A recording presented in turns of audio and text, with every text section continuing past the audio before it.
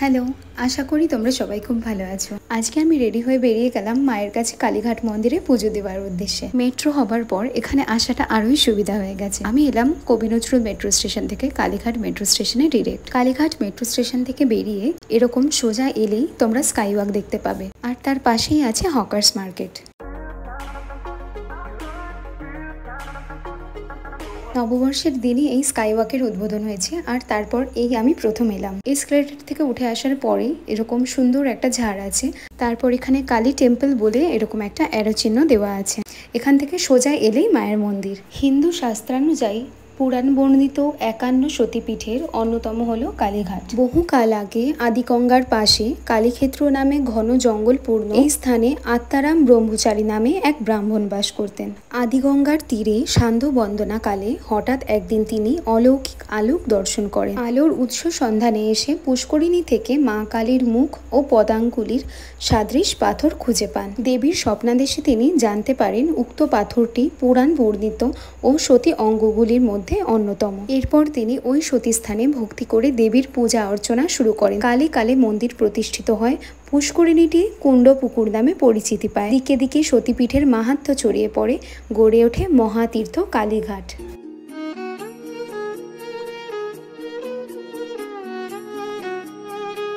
মন্দিরের বাইরে তোমরা এরকম অনেক ফুলের ডালার দোকান দেখতে পেয়ে যাবে।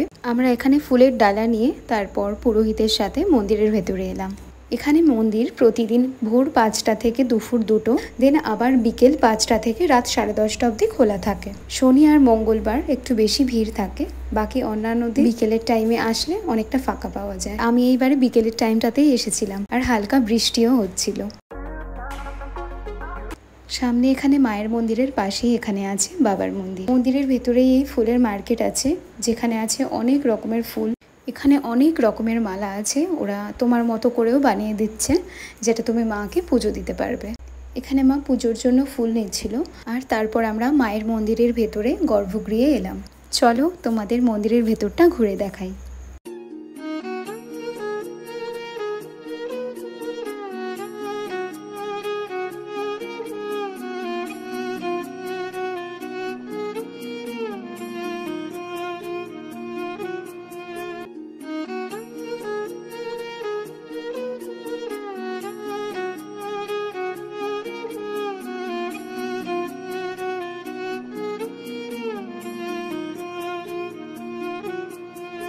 মায়ের খুব ভালোভাবে খুব কাছাকাছি দর্শন করে খুব ভালো লাগলো। তারপর আমরা গর্ভগৃহ থেকে পুজো দিয়ে বাইরে এলাম।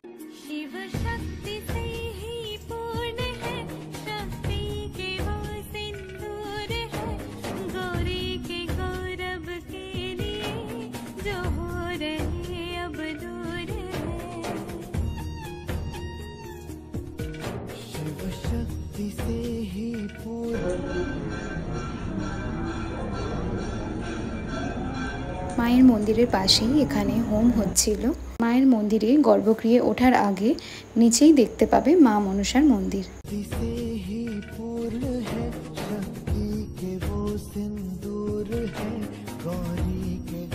খুব ভালোভাবে মাকে দর্শন করে আমরা মন্দির থেকে বেরিয়ে এলাম।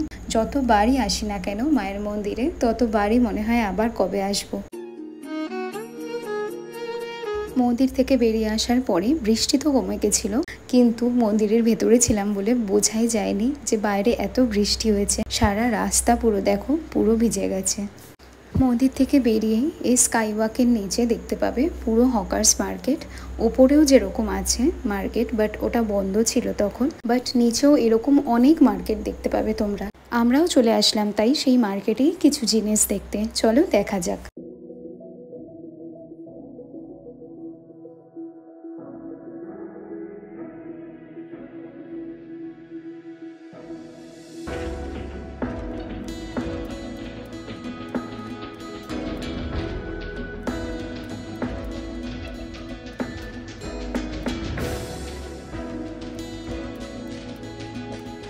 এখানে অনেক খুব সুন্দর সুন্দর পিতলের মূর্তি আছে। এটা হলো শ্রী চৈতন্য মহাপ্রভু। দেখো চোখটা কত সুন্দর।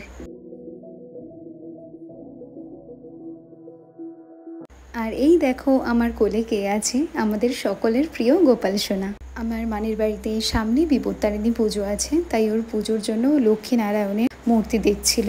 আর এখানে এত সুন্দর সুন্দর লক্ষ্মীনারায়ণের মূর্তি আছে, তোমাদেরও খুব পছন্দ হবে। এখান থেকে তোমরা অবশ্যই নিয়ে যেও। তো বাড়ি যাওয়ার জন্য আবার কালীঘাট মেট্রো স্টেশনে চলে এলাম। আশা করি তোমাদের ব্লগটা ভালো লেগেছে। ভালো লাগলে লাইক করে দিও, আর যদি নতুন হয়ে থাকো আমার চ্যানেলে প্লিজ সাবস্ক্রাইব করে দিও। দেখা হচ্ছে পরের ব্লগে। বাই।